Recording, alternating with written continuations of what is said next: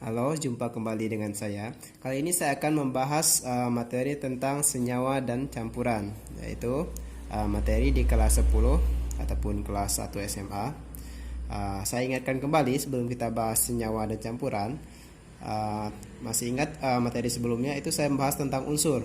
Unsur adalah materi terkecil dengan sifat fisik dan sifat kimia yang berbeda ya, atau sifat kimia yang unik. Jadi setiap unsur itu memiliki sifat fisik dan sifat kimia yang berbeda. Sekarang kita bahas yang senyawa. Senyawa dulu ya. Senyawa adalah zat murni yang terbentuk dari penggabungan dua jenis unsur atau lebih melalui reaksi kimia. Jadi senyawa adalah zat murni yang terbentuk dari penggabungan dua unsur ataupun dua jenis unsur melalui reaksi kimia ya. Nah, di sini ada contoh senyawa. Yang pertama itu H2O. H2O ini yang sering kita jumpai ya, ataupun air. Ini H2O ini air. Kemudian NH3 ini amonia. Dan CO2 ini karbon dioksida. Karbon dioksida. Nah, jadi ketiga senyawa ini merupakan contoh dari senyawa ya. Kalau H2O, H2O ini gabungan dari dua unsur, yaitu unsur H dan unsur O, yaitu unsur hidrogen dan unsur oksigen. Sedangkan NH3 ini gabungan dari dua unsur ya, yaitu unsur nitrogen dan unsur hidrogen. Sedangkan CO2 ataupun karbon dioksida ini merupakan gabungan dari karbon dan oksigen. Nah, tentu di sini berbeda ya jumlah atomnya. Kalau yang atom H di sini 2, di sini O-nya 1. Kemudian yang ini N-nya 1 dan H-nya 3. Sini C-nya 1 dan O-nya 2. Kenapa dia bisa berbeda-beda? Nanti akan kita pelajari lebih lanjut untuk mendalami ilmu kimia. Jadi ini hanya pengantarnya saja ya. Kemudian kita lanjut ke unsur dan senyawa mengandung partikel berupa atom. Nah, jadi atom. Jadi kimia itu erat kaitannya dengan atom ya. Kenapa dia dengan atom? Karena atom adalah partikel terkecil suatu unsur. Ya. Kemudian ada molekul. Molekul adalah partikel terkecil suatu unsur atau senyawa yang terbentuk dari gabungan dua atom atau lebih yang terikat secara kimia. Jadi kalau atom tadi partikel terkecil suatu unsur, jadi dia hanya satu ya, atom itu satu partikel ataupun satu unsur. Kemudian ketika partikel itu bergabung dengan partikel lainnya, maka dia akan membentuk molekul. Jadi molekul adalah partikel terkecil suatu unsur atau senyawa yang terbentuk dari gabungan dua atom atau lebih yang terikat secara kimia.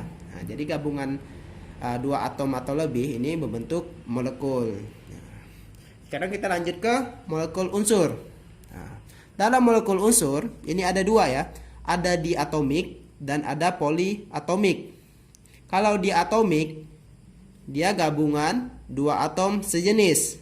Contohnya H2 yaitu hidrogen. Jadi ada dua atom H yang bergabung membentuk molekul diatomik.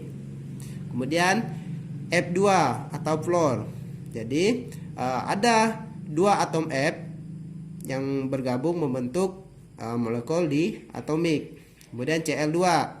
Ini juga sama, ada dua atom Cl ataupun klor dan I2 ataupun iod. Jadi ada dua atom I. Itu contoh dari diatomik ya. Jadi diatomik itu gabungan dua atom sejenis ya. Jadi dua atom yang sama. Kemudian poliatomik. Kalau poli ini berarti dia banyak ya. Kalau dalam kehidupan sehari misalnya orang yang berpoligami. Jadi kalau berpoligami itu dia mempunyai banyak istri ya, lebih dari satu istri. Kalau dalam kimia, poliatomik ini dia gabungan lebih dari dua atom sejenis. Nah, jadi gabungan lebih dari dua atom sejenis. Contohnya P4. Jadi ada 4 atom P yang bergabung, yaitu fosfor ya. P4 itu fosfor. Jadi ada 4 atom P yang bergabung. Dan S8. S8 ini belerang. Jadi ada 8 S yang bergabung membentuk molekul unsur, yaitu dengan namanya poliatomik. Gabungan lebih dari dua atom sejenis ya. Kalau dua atom tadi kan diatomik, kalau lebih dari dua namanya poliatomik. Nah, ini contohnya fosfor dan belerang. Kemudian kita lanjut ke penggabungan atom-atom berbeda jenis yang terjadi melalui reaksi kimia membentuk molekul senyawa. Jadi penggabungan atom-atom berbeda jenis lainnya itu contohnya H2O, CO2, CH4. Ini H2O ini air ya. Kemudian karbon dioksida dan metana. Nah, ini contoh lainnya ya yang berbeda jenis. Jadi penggabungan atom-atom yang berbeda jenis yang terjadi melalui reaksi kimia membentuk molekul senyawa. Jadi tidak hanya yang molekul ini ya, molekul diatomik, poliatomik. Jadi yang berbeda jenis juga ada ini. Baiklah. Sebelumnya saya sudah jelaskan sedikit ya mengenai campuran. Sekarang saya bahas lebih dalam lagi apa itu campuran. Campuran adalah gabungan dua atau lebih zat murni. Ya, gabungan dua atau lebih zat murni. Jadi kalau unsur itu merupakan materi kecil ya yang memiliki sifat fisik dan sifat kimia yang beda. Kalau campuran gabungan dua atau lebih zat murni. Nah, di sini saya akan mensimulasikan atau mempraktekkan ini. Kita punya air ya, air panas. Nah, kemudian gula, garam dan kopi. Kita mau buat kopi, tidak. Kita mau buat campuran ya. Jadi campuran itu dibagikan menjadi dua. Yang pertama itu ada campuran homogen. Kalau homogen itu dia sama ya. Pada umumnya campuran homogen ini berbentuk larutan. Itu larutan ya. Kemudian campuran homogen ini partikel-partikelnya tersebar merata di skala ruang dan dengan komposisi yang seragam. Berarti dengan komposisi yang sama ya. Dia kelihatan sama. Ini saya buat contoh dari campuran homogen. Kita siapkan air dulu ya. Ini air panas biar lebih cepat larutnya. Kita masukkan ke dalam air.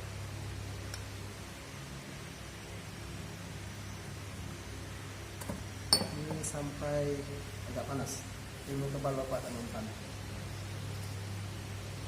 Sampai suhunya jadi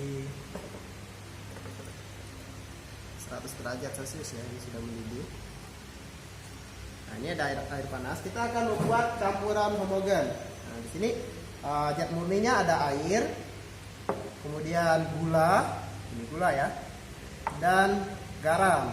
Ini campuran homogen. Kita ambil masing-masing satu spatula atau satu sendok kecil. Ini gula ya, masukkan dalam.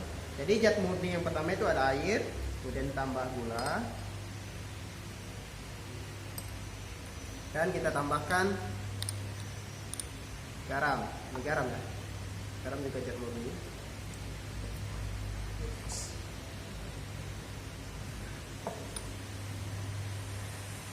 Kemudian kita aduk hingga larut. Kita bayangkan.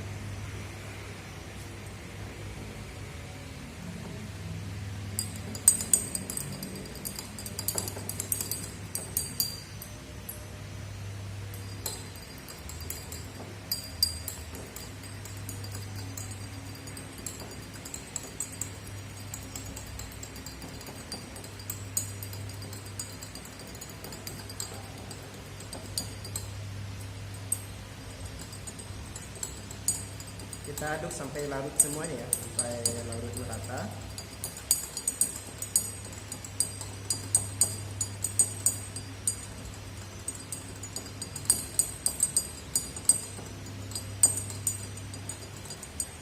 Oke. Coba kalian perhatikan ini merupakan campuran ya, campuran zat murni. Ini ada 3 campuran. Yang pertama zat murninya air, kemudian gula dan garam. Nih. Jadi ini kelihatan seragam ya, kelihatan sama. Seragam itu berarti dia sama. Kemudian saya akan jelaskan lagi yang campuran heterogen. Jadi campuran heterogen ini campuran dengan komposisi zat-zat penyusun di seluruh ruang yang tidak seragam. Pada umumnya terbentuk 2 fasa atau lebih. 2 fase ya, fase atau fasa. Ini kita akan membuat campuran heterogen. Yang pertama kita siapkan ini lagi ya, air dengan volume yang sama, tadi 100.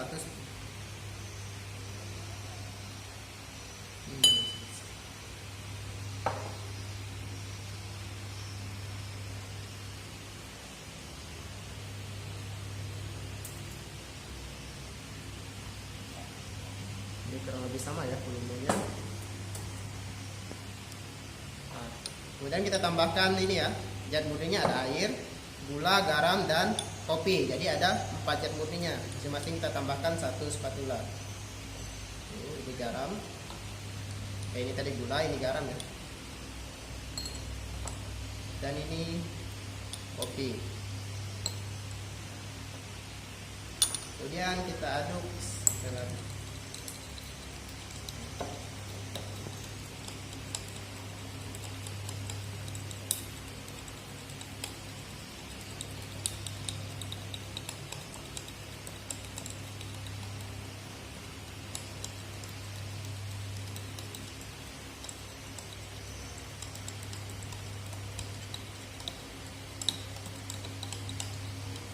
sudah larut ya. Nah, ini namanya campuran heterogen. Campuran heterogen ini ya. Campuran heterogen, campuran dengan komposisi zat-zat penyusun di seluruh ruang yang tidak seragam. Berarti tidak sama ya, tidak sama ini. Kalau kalian perhatikan. Ini adalah campuran heterogen. Tidak sama. Dia terlihat pekat ya. Nah, jadi yang ini yang homogen, kalau homogen ini larutannya kelihatan sama semuanya. Kalau yang heterogen dia kelihatan pekat dan tidak sama. Jadi bisa dibedakan ya.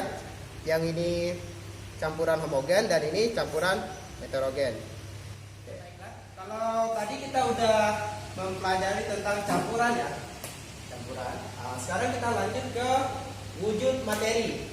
Mungkin kalian masih ingat apa itu materi. Materi itu segala sesuatu yang menempati ruang dan memiliki massa ya. Segala sesuatu yang menempati ruang dan memiliki massa itu disebut dengan materi. Contohnya ada air, udara, pulpen, spidol, dan benda-benda lainnya yang ada di sekitar kita ya. Itu merupakan materi. Kemudian wujud dari materi ada yang berwujud padat, cair, dan gas ya. Jadi materi dibagi menjadi 3, yaitu padat, cair, dan gas. Kalau zat padat memiliki bentuk yang tetap sehingga tidak dapat berubah sesuai dengan bentuk wadah yang ditempatinya. Ini contohnya zat padat. Ini ada pembuka kunci lemari, ini kunci lemari ya. Ini zat padat ya. Kalau kita masukkan ke dalam ini, ke dalam wadah atau Erlenmeyer, ini namanya Erlenmeyer. Nah, ini. Apakah dia menempati wadahnya dengan merata? Tidak ya. Nih, tidak merata dia. Nah, jadi saya jelaskan kembali lagi. Zat padat memiliki bentuk yang tetap sehingga tidak dapat berubah sesuai dengan bentuk wadah yang ditempati. Nah, jadi ini dia bentuk materinya tetap ya, tidak dapat berubah sesuai dengan wadahnya. Ini namanya zat padat. Kemudian yang kedua yaitu zat cair. Zat cair mengikuti bentuk wadah yang ditempati sesuai dengan volumenya. Ini pada umumnya kalau bahas zat cair tentu kita bahas tentang larutan ya. Pada bagian atas terdapat lapisan. Ini coba perhatikan, saya punya contoh zat air. Ini ada air ya, zat air. Jadi bentuknya mengikuti bentuk wadah nih. Jadi dia mengikuti bentuk Erlenmeyer ini. Kemudian terdapat lapisan. Coba kalian perhatikan yang bagian atas. Ini volumenya 100 mili ya. Ini ada lapisan di atas. Ini. Yang merata ya, rata ini lapisannya rata. Kemudian yang terakhir yaitu wujud dari materi berwujud gas. Nah, jadi yang gas menempati seluruh ruang dalam wadah, tetapi tidak membentuk lapisan di permukaan. Nah, yang dimana kita tahu bahwa yang sangat berasa dalam kehidupan kita yaitu oksigen ya. Nah, yang kita hirup setiap harinya itu gas oksigen. Ini dalam Erlenmeyer sebenarnya terdapat oksigen ya, terdapat gas oksigen, tapi tidak kelihatan dengan kasat mata. Jadi kita harus menggunakan kacamata ultra untuk bisa melihatnya ya. Ini ada oksigen. Dia menempati seluruh ruang dalam wadah, tetapi tidak membentuk lapisan di permukaan. Jadi sini tidak ada lapisannya ya. Jadi di sini sebenarnya ada gas oksigen, tapi dia tidak kasat mata, tidak bisa dilihat dengan mata biasa ya. Harus menggunakan kacamata ultra. Jadi sebenarnya di dalam ruangan ini juga terdapat gas ya, yaitu gas oksigen. Tentu kalian bingung, pernah menggunakan korek api gas ya. Nah itu, kenapa dia ada lapisannya? Karena itu gasnya dalam bentuk cair, itu dia. Beda dengan gas yang oksigen dan lainnya ya. Kalau yang gas korek api itu dia udah bentuk cair. Jadi saya rasa ini bisa dipahami ya. Wujud materi ada padat, cair, dan gas. Saya tegaskan lagi. Kalau ini wujudnya padat, yaitu memiliki bentuk yang tetap sehingga tidak dapat berubah sesuai dengan bentuk wadah yang ditempati. Ini kita berubah ya. Kalau yang cair, dia bentuknya berubah mengikuti bentuk wadah yang ditempati, ya. Dan ada lapisan yang merata di atasnya, ini rata ya lapisannya. Sedangkan gas ini menempati seluruh ruang dalam wadah, tetapi tidak membentuk lapisan di permukaan, berbeda sama yang zat cair tadi, ini air. Jadi ini zat padat, zat cair, dan gas. Oke, saya rasa cukup sekian. Semoga bisa dipahami ya. Kurang lebihnya saya minta maaf dan terima kasih.